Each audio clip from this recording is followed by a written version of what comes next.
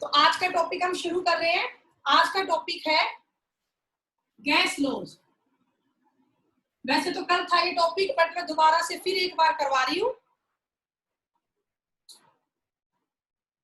Gas laws का topic आज हम करेंगे। सबसे पहला लॉ है Boyle's law. Boyle's law, BOYLE, Boyle's law. Boils law की स्टेटमेंट क्या है, साथ साथ लिख लें सब बच्चे। At constant temperature, Boyle's law में क्या कांस्टेंट है? Temperature. Volume of a gas is inversely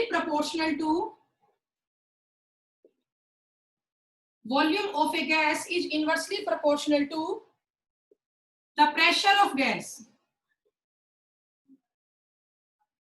ठीक है, जब भी कांस्टेंट होता है टेम्परेचर, उस टाइम पे जो गैस की वॉल्यूम है वो इनवर्स में होती है किसके?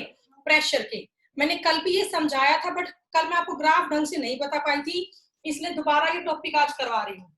आप सब यहाँ देखिए ध्यान से, जो वॉल्यूम ऑफ गैस है वो इनवर्स में है किसके? प्रेशर के। At constant temperature, at constant temperature. जब भी टेम्परेचर कांस्टेंट होता है तो हम उसको कहते हैं आइसोथर्म। क्या बोलते हैं? आइसोथर्म। आइसो का मीनिंग सेम और थर्म का मीनिंग टेम्परेचर। मतलब यहाँ पे टेम्परेचर कांस्टेंट है, ये आइसोथर्म है। ओके, तो अब देखो बेटा, V इनवर्स में है 1/P के, तो मैं ये कर दूं V equal to K into 1/P। K यहाँ पर क्या आया बोलो? Proportionality constant. K यहाँ पे क्या है? प्रोपोर्शनलिटी कांस्टेंट है। तो अब मैं इसको ये लिख सकती हूँ PV is equal to K। बोलो, मैंने क्रॉस मल्टीप्लाई कर दी P की V से, तो PV इज इक्वल टू क्या आ गया? K। मतलब PV इक्वल टू क्या आ गया? कांस्टेंट। PV इक्वल टू क्या आ गया? कांस्टेंट। बेटा यस नो में जवाब दो। आपको यहाँ तक समझ में आया? Yes ma'am. Okay, note down कर लिया? मैं रब कर दूं? No ma'am. जल्दी करो बेटा, शाबाश। मुझे बता देना नोट करते ही।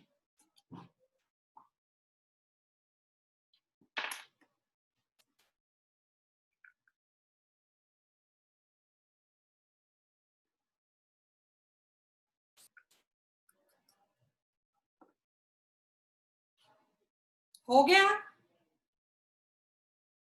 No ma'am.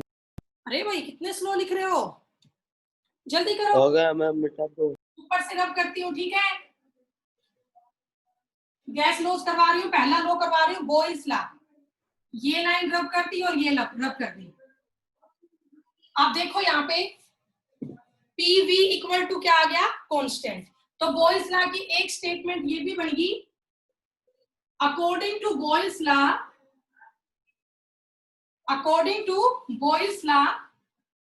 the product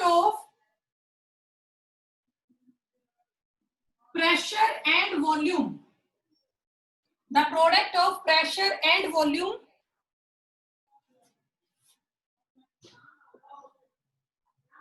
also remain constant। Boyle's law की स्टेटमेंट क्या है? जो प्रोडक्ट है प्रेशर और वॉल्यूम का, वो भी आपका कांस्टेंट रहेगा। आप देखो ना बेटा, P इंटू V किसके इक्वल आ गया? कांस्टेंट के। तो product of pressure and volume also remain constant at constant temperature. ये बात आपको समझ में आ गई होगी, ठीक है? अब इसके बाद आगे आप लोग देखिए। अब मान लीजिए हमने लिया suppose initial pressure of a gas is P1।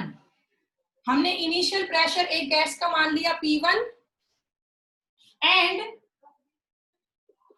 Initial volume is V1। When we increase the pressure,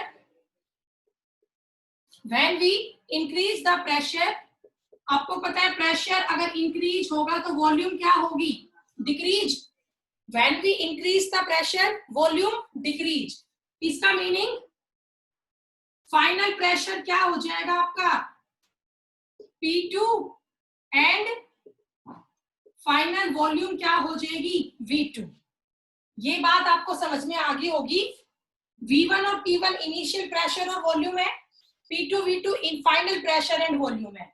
जो P1 है वो कम होता है P2 से, बट जो V1 है वो ज्यादा होती है V2 से। ये आप समझ गए होंगे क्यों? क्योंकि प्रेशर और वॉल्यूम में इनवर्स की रिलेशनशिप है। वॉल्यूम एंड प्रेशर में किसकी रिलेशनशिप है? इनवर्स की। हो गया। अब आप ये देखो PV इक्वल टू K था, मतलब PV इक्वल टू कांस्टेंट था, तो मैं इसको ये लिख सकती हूँ P1 V1 equal to P2 V2। P1 V1 equal to P2 V2। P1 V1 आपका इनिशियल कंडीशन के लिए है, P2 V2 आपका फाइनल कंडीशन के लिए है, और ये आपका फॉर्मूला आया to calculate numerical. It is the formula for numerical. ठीक है, इसमें ये 4 फैक्टर है, 4 में से 3 फैक्टर आपका नोन होगा, 1 फैक्टर आपका अननोन होगा। वो अननोन फैक्टर आपको निकालना पड़ेगा। ओके, बताओ भाई आपको यहां तक का समझ में आया? यस नो में जवाब दो। Yes Yes, ma'am. ma'am. आज तो दिख रहा है ना Yes, ma'am. बेटा, फटाफट से करो, तो थोड़ा सिलेबस खिंचवाने दो आज। हो गया? रब कर दूं? No, ma'am. चलो करो, एक बार रुक जाओ। कर लो। Yes ma'am. 1 मिनट रुक जाते हैं, कोई बात नहीं, कर लो आप लोग, समझ में आना चाहिए बस तुम्हें।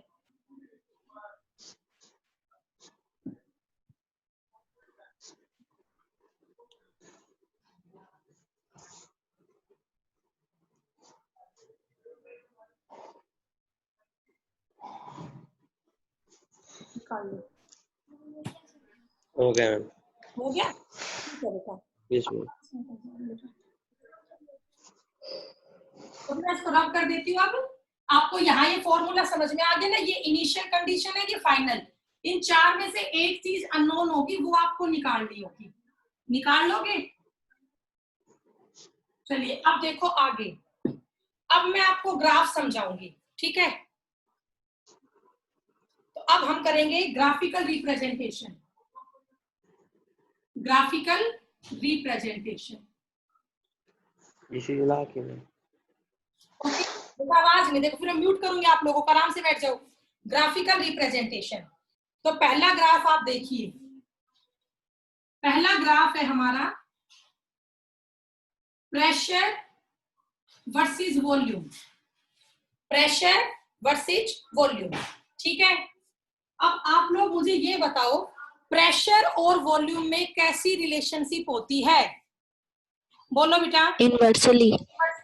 तो जब भी आपकी रिलेशनशिप होगी इनवर्स की, तो वहां पर जो ग्राफ आपका आएगा वो हाइपरबोला ग्राफ आएगा, ऐसा। अब आप देखो ये ग्राफ क्या शो कर रहा है, इस तरफ क्या घट रहा है? प्रेशर। इधर क्या बढ़ रही है? वॉल्यूम। भाई एक फैक्टर इंक्रीज होगा तो दूसरा फैक्टर क्या होगा? डिक्रीज होगा। अगर प्रेशर कम हो रहा है तो वॉल्यूम बढ़ रही है, या वॉल्यूम कम हो रही है तो प्रेशर बढ़ रहा है। तो प्रेशर और वॉल्यूम में रिलेशनशिप थी इनवर्स की, तो ग्राफ इसका ऐसा आएगा। और इस ग्राफ में क्या कांस्टेंट है? टी। टी का मीनिंग है टेम्परेचर, मतलब ये आइसोथर्म ग्राफ है। ये कैसा ग्राफ है? आइसोथर्म। आप लोग बताओ, क्या आपको पहला ग्राफ समझ में आया? बोलो बेटा। Yes ma'am. ठीक है, Yes, ma'am. ग्राफ बना रही हूँ, आप लोग मुझे बताना कैसे बनेगा। सेकंड ग्राफ है मेरा प्रेशर वर्सेस 1/V।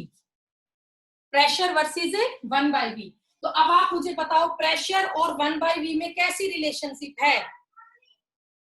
डायरेक्ट की रिलेशनशिप है ना प्रेशर में और इनवर्स। डायरेक्टली। तो जब भी रिलेशनशिप डायरेक्ट की होगी तो स्ट्रेट लाइन ग्राफ आएगा, पासिस थ्रू ओरिजिन। ग्राफ आपका स्ट्रेट लाइन आएगा, पासिस थ्रू ओरिजिन। अब आप देख सकते हो प्रेशर बढ़ रहा है, वॉल्यूम कम हो रही है, लगातार ये भी बढ़ता जाएगा, तो स्ट्रेट लाइन ग्राफ आएगा। यहां भी क्या कांस्टेंट है? टेम्परेचर। मतलब ये ग्राफ भी आइसोथर्म का ही है। ये दोनों ग्राफ आप लोगों को समझ में आ गया होगा, कर लोगे? फर्स्ट ग्राफ रब कर दूं? Yes ma'am. First graph rub कर दूं? बोलो बेटा। Yes ma'am. तो अब मैं 2 ग्राफ और बना रही हूं, आप बताना इसमें क्या आएगा। ठीक है, थर्ड ग्राफ देखिए, PV versus P. Fourth graph देखो,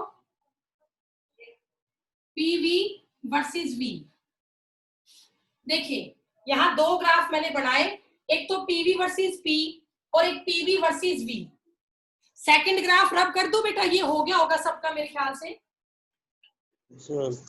ठीक है, तो अब आप मुझे बताएंगे इन दोनों ग्राफ में क्या आएगा, किस तरह का ग्राफ यहाँ पे बनेगा।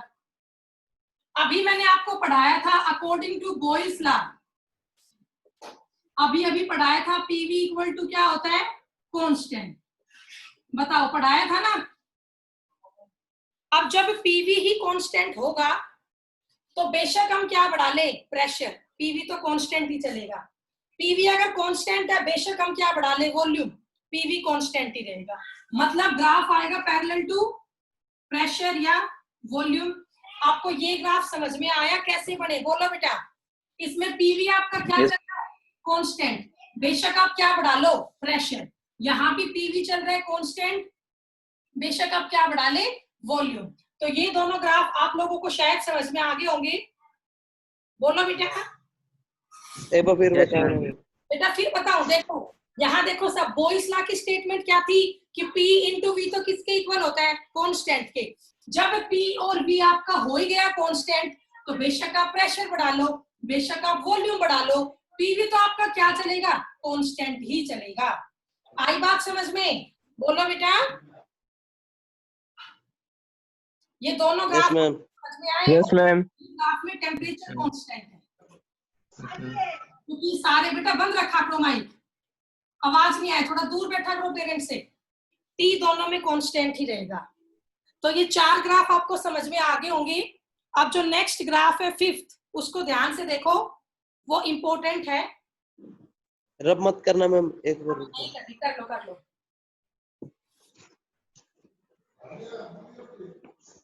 अगला ग्राफ समझाती हूँ, अभी मैं आपको, पहले ये कर लो।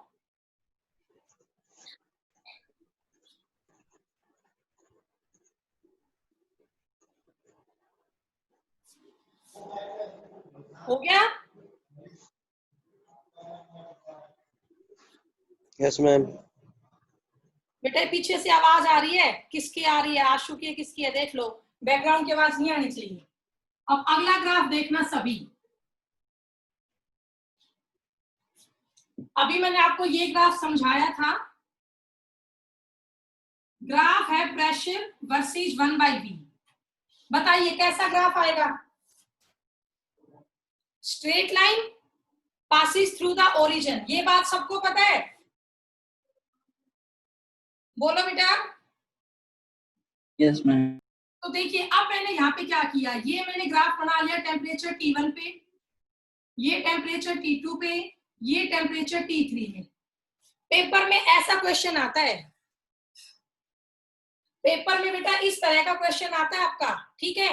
ये 3 ग्राफ आपके बन के आगे अलग अलग टेम्परेचर पे, T1 पे, T2 पे और T3 पे। ओके, तो अब आपको ये बताना होगा पेपर में, इन सब में कांस्टेंट तो है टेम्परेचर, लेकिन T1, T2 और T3 में आपस में क्या रिलेशनशिप है, what is the relationship between T1, T2 and T3। Exam में ऐसे आएगा, ये ग्राफ बना हुआ आएगा और इस ग्राफ पे आपसे क्वेश्चन पूछेंगे, what is the relationship between T1, T2 and T3। तो आपको इन तीनों के बीच में रिलेशनशिप बतानी होगी, वो रिलेशनशिप क्या होगी, देखिए बेटा। तो इसको करने का बड़ा आसान तरीका है, कुछ भी नहीं है, ठीक है। कैसे करोगे सब ध्यान से देखिए बेटा। आप लोग ना बस एक बात याद कर लो, ideal gas equation PV equal to NRT, PV equal to NRT, ये बात आप याद कर लो, आपका ग्राफ का क्वेश्चन बिल्कुल ठीक जाएगा, ठीक है। आपको क्या करना है, इसमें एक लाइन लगा देनी है, वर्टिकल या हॉरिजॉन्टल, आपकी मर्जी है।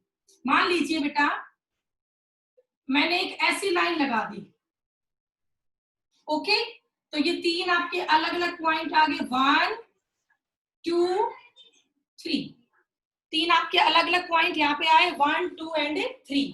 अब देखो यहाँ पे क्या होगा, आपको अगर समझ में आ रहा हो तो ये देखो पीवी इक्वल टू एनआरटी होता है, एन होता है नंबर ऑफ मोल, एन भी यहाँ पे कांस्टेंट है, आर भी यहाँ पे कांस्टेंट है, तो फिर क्या बच गया, पीवी इक्वल टू टी बच गया।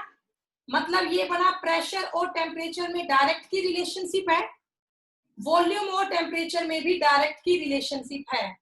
आप लोग मुझे ये बताओ, क्या आपको ये बात समझ में आई? मैं फिर रिपीट कर रही हूँ, पीवी इक्वल टू एनआरटी होता है, पीवी इक्वल टू क्या है, एनआरटी है। एन कांस्टेंट होता है number of mole, R gas constant होता है, ये भी कांस्टेंट है, एन भी कांस्टेंट है, आर भी कांस्टेंट है। आवाज नहीं, मतलब पीवी किसके टी के, पीवी किसके इक्वल आ गया, टी के इक्वल आ गया। चमन बेटा बंद करो, पीवी इक्वल टू टी आ गया। अब पीवी इक्वल टू टी, इसका मतलब ये है प्रेशर भी डायरेक्ट में है टी के और वॉल्यूम भी डायरेक्ट में है टी के। बताओ आपको ये बात समझ में आई? बोलो। Yes ma'am. आगे सभी को। अब तुम ये देखो, यहां आपके ये 3 पॉइंट आए, 1 2 3, बोलो भाई यही आए ना? बताओ बेटा, यस बोलो मैम। आप लोग, बड़ा आसान तरीका है इनको करने का। अब वॉल्यूम के और टेम्परेचर डायरेक्ट में होता है, V T के डायरेक्ट में है, तो 1/V क्या होगा फिर, T के इनवर्स में होगा, बोलो होगा? Yes ma'am. ठीक है। अब आप मुझे ये बताओ, इन तीनों में T1 ज्यादा, T2 ज्यादा या T3 ज्यादा? जिसका 1/V T3 ज्यादा है। T सबसे ज्यादा, T1 T1 या T3? सोच समझ के ज्यादा बताओ। है। शाबाश, बताओ। और चलो 1% आप लोग यू कंफ्यूज हो रहे हो ना, तो इसको करने का एक और तरीका है, ये देखिए, आपको एक लाइन लगानी है, चाहे पैरेलल टू एक्स एक्सिस लगाओ, चाहे पैरेलल टू वाई एक्सिस लगाओ। 1/V में कंफ्यूज होते हो तो एक और आसान तरीका है, मैंने ऐसे एक लाइन लगा दी, वर्टिकल लाइन। तो अब ये 3 पॉइंट आए, 1 2 3, ठीक है। अब देखो, अब बताओ P और T में क्या रिलेशनशिप है, प्रेशर और टेम्परेचर में क्या रिलेशनशिप है, बताओ। डायरेक्टली। डायरेक्ट। ध्यान से देखो, प्रेशर और टेम्परेचर में डायरेक्ट की रिलेशनशिप है। अब आप बताएं, ये प्रेशर किस पॉइंट पे ज्यादा है, इस पे ज्यादा है या इस पे ज्यादा है? प्रेशर T1 पे ज्यादा है।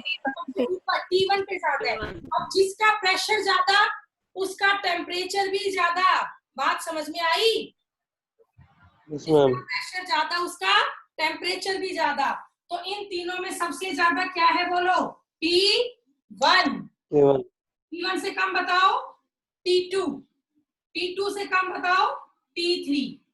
तो ये आपका आंसर हुआ, पेपर में आपको ये करना है, ये पहचानना है। बताओ समझ में आया ये? Yes ma'am. ओके, तो सभी बच्चे इसे कर लो, मुझे बता देना करते ही, फिर आगे करवाऊंगी।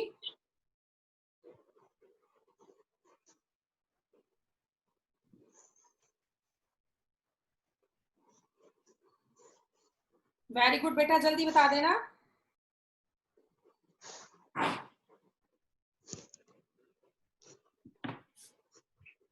हो गया? Yes ma'am. Yes ma'am.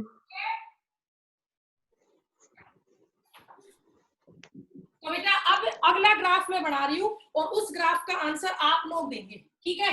ये रब कर दिया मैंने, ये रिलेशनशिप लिखी रहने दो, आपको हर बार ये हेल्प करेगी।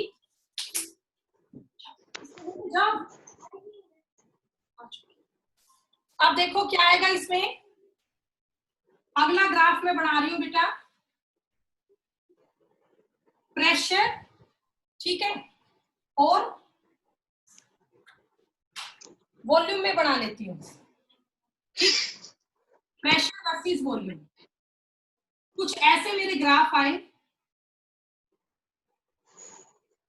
अलग अलग टेम्परेचर पे। ये मेरा टेम्परेचर है T1, ये T2, ये T3। बताओ ग्राफ हाइपरबोला ही आएगा ना, क्योंकि प्रेशर और वॉल्यूम में इनवर्स की रिलेशनशिप होती है, हाइपरबोला ग्राफ आएगा। अलग अलग टेम्परेचर पे ग्राफ आए, तुम्हें सेम बताना है क्या रिलेशनशिप है T1, T2, T3 में। क्वेश्चन सबको समझ में आ गया? बोलो बेटा, जवाब दो, यस नो में क्वेश्चन समझ में आया? क्या इनमें रिलेशनशिप बताने हैं मैम? T1 T2 T3 में तीनों में आप रिलेशनशिप बताओ, यही कंसेप्ट लगा के कर दो। कोई भी एक लाइन आप डाल लो पैरेलल टू एक्स एक्सिस या वाई एक्सिस। शाबाश, सब बच्चे ma'am T3 then T2 then T1। Okay, T3 सबसे ज्यादा है ना। चलो बाकी बच्चे बताओ, बाकी बच्चे अपने अपने आंसर बोलो पहले।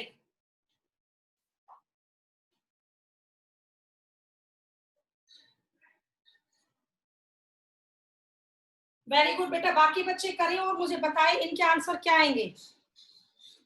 प्रिया ने अपना बता दिया, बाकी बच्चे बताओ।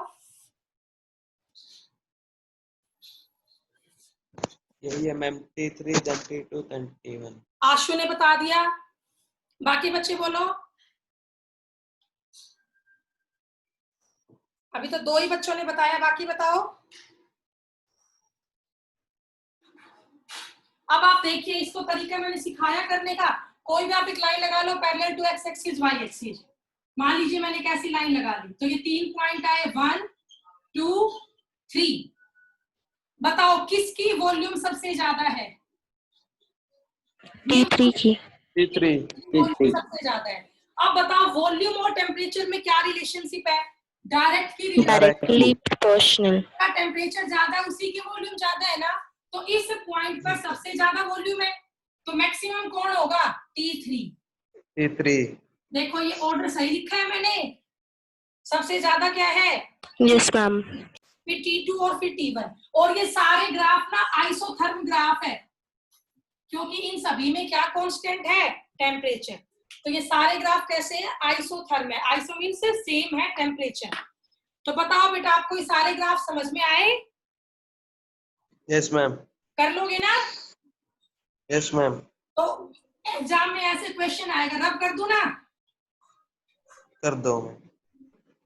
तो अब हमारा बोयल्स लॉ का रह गया सिग्निफिकेंस। तो सारे बच्चे अब हेडिंग डालो, significance of Boyle's law.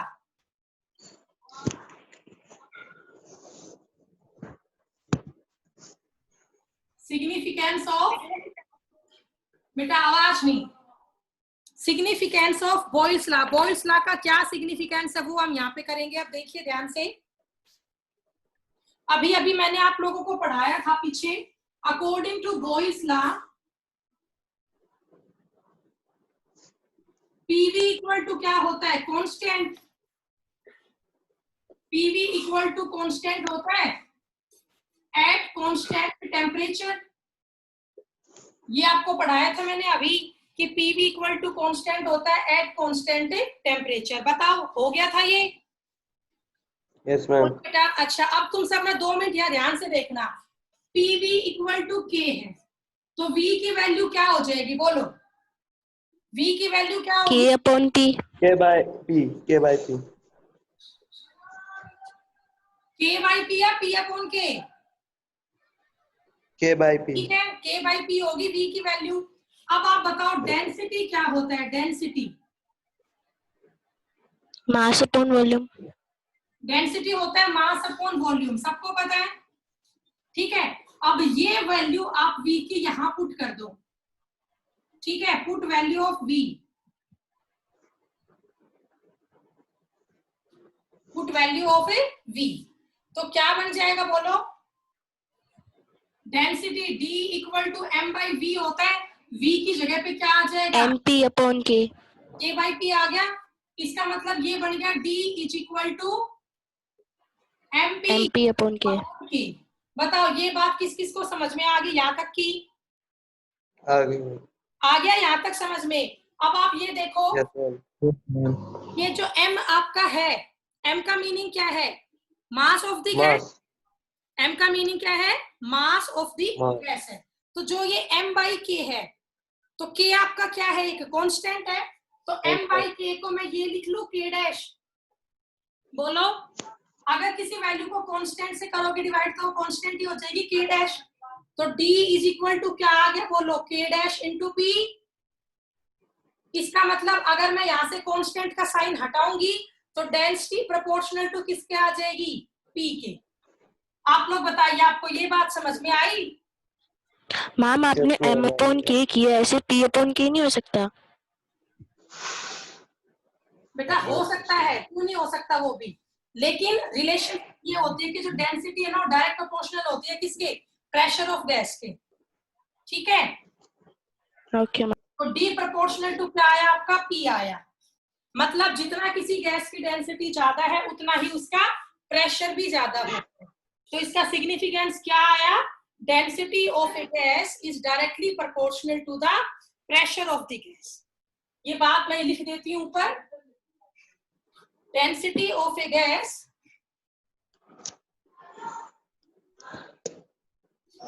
is directly proportional to pressure of the gas.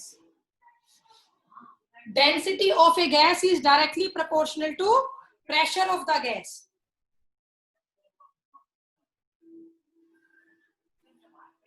आ गया आपको ये समझ में? Yes ma'am. ठीक है, तो अब आप, मैं इसको रब कर दूं। अब इसका सिग्निफिकेंस, एक मिनट मैम। ठीक है बेटा, अब इसका सिग्निफिकेंस डेली लाइफ में कहाँ अप्लाई होता है वो आप देखिए। एक मिनट रुकना बेटा।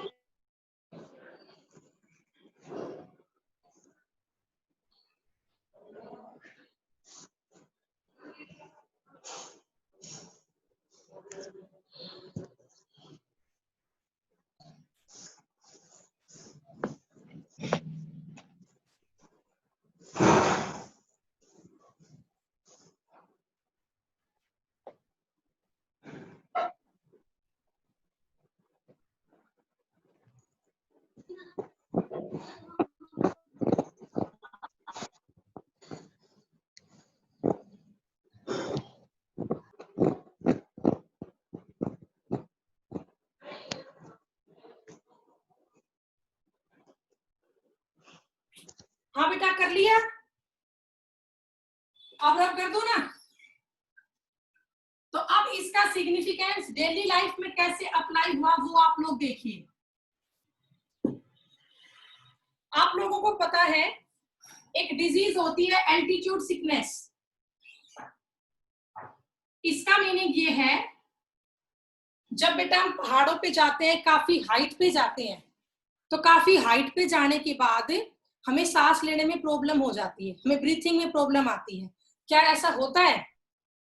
Yes ma'am. बताओ भाई, होता है ना? क्यों?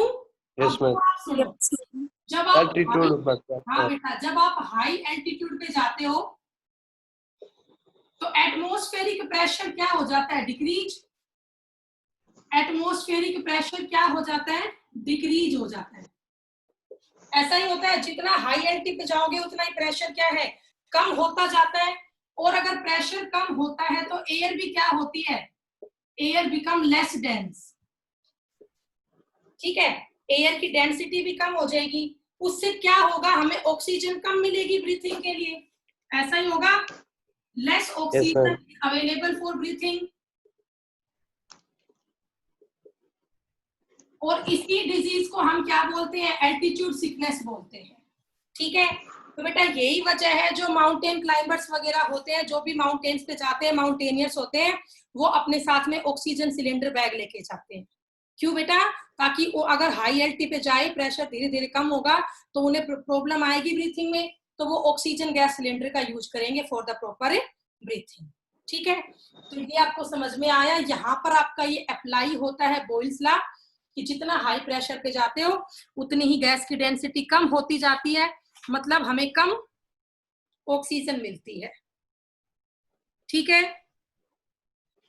तो भाई अब इसके बाद इस टॉपिक के न्यूमेरिकल, तो मैं एक न्यूमेरिकल आपको करवा देती हूँ, बाकी आप खुद करके देखना। बेटा इन चैप्टर से न्यूमेरिकल भी आएंगे। पहला न्यूमेरिकल है, a certain mass of gas. First numerical है, ए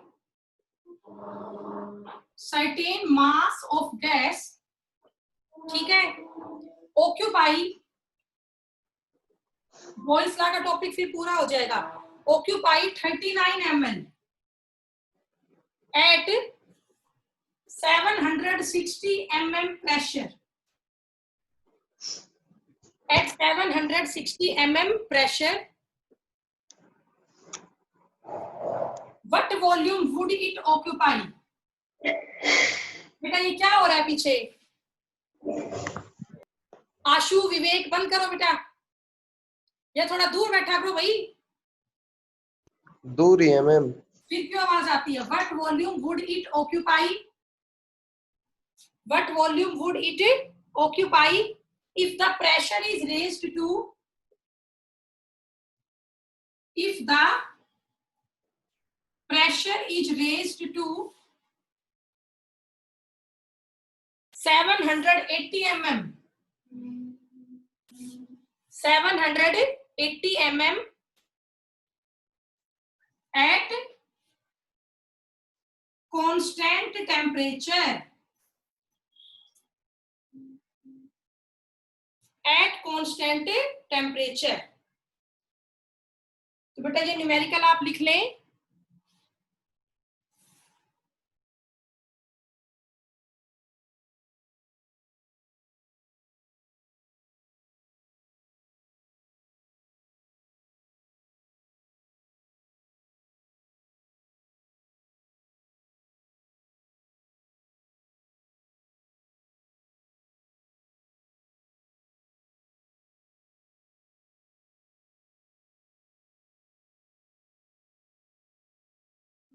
तो अभी आप देखिए बेटा इसमें क्या होगा। A certain mass of gas occupied 39 ml volume. तो V1 इनिशियल वॉल्यूम कितनी है? 39 ml at 760 mm प्रेशर। तो P1 कितना है? 760 ml। What volume would it occupy? मतलब V2 आपको निकालना है। If pressure is raised to, pressure बढ़ रहा है, फाइनल प्रेशर कितना हो गया इंक्रीज होके? 780 mm। और इसमें क्या कांस्टेंट है? टेम्परेचर। तो यहाँ पे बोयस लॉ की स्टेटमेंट लगेगी। तो बताओ बोयस लॉ के अकॉर्डिंग P1 V1 किसके इक्वल होता है? P2 V2 के। तो आपको P1 गिवन है, V1 गिवन है, P2 निकालना है। तो क्या आ जाएगा? P1 into V1 divide by P2 is equal to V2। कर लोगे? तो P1 की वैल्यू कितनी है? 760। V1 कितना है? 39। P2 कितना है? 780। तो यहां से हम क्या निकाल देंगे? V2 निकाल देंगे। यहां से हम क्या निकाल देंगे? V2। आया समझ में? बोलो बेटा। Yes ma'am. कर लोगे? Yes ma'am. ठीक है बेटा, अब मैं दोबारा लिंक भेज रही हूँ, ये न्यूमेरिकल आप कर लो। ओके, एक टॉपिक और पढ़ाऊंगी साथ साथ, अभी आ जाना, ठीक है? पीछे का नहीं कराओगे मैम?